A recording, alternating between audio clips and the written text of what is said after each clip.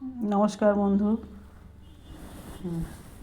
Pressure কুকারটা বসিয়ে দিয়েছি, গ্যাসটাও জ্বালিয়ে দিয়েছি।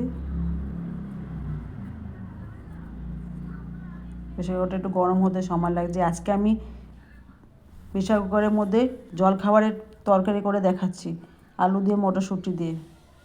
তেল দিয়ে দিলাম।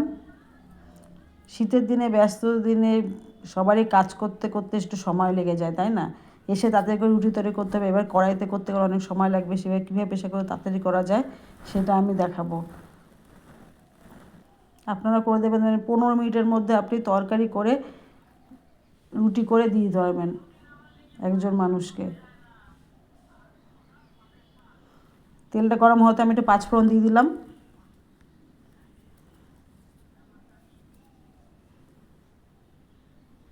পাঁচফোড়নটা গরম হয়ে গেলে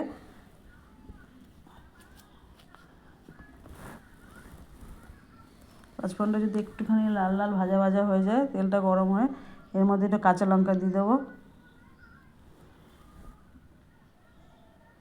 টমেটো দিয়ে দিচ্ছি। এবার আমি হাতার মধ্যে নুন, হলুদ আর চিনি, মিষ্টি একবারে নিয়ে নেবো। হলুদ নিয়ে নিলাম, মিষ্টি নিয়ে নিলাম। এবার দিয়ে দেবো, দিয়ে ওটাকে নাড়াচাড়া দেবো একটু কমিয়ে।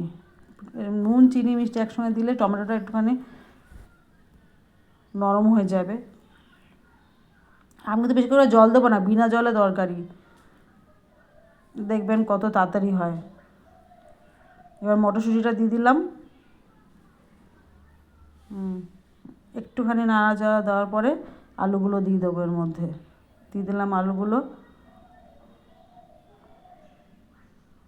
দিয়ে 2-4 বার নেড়ে, যখন আমি এটাকে বন্ধ করবো, প্রেশার কুকারের ঢাকনাটা 2 মিনিট, একদম গুনে গুনে 2 মিনিট কমা আঁচে রেখে একটা হাই করে একটা সিটি মারবেন, দেখবেন তরকারি কমপ্লিট।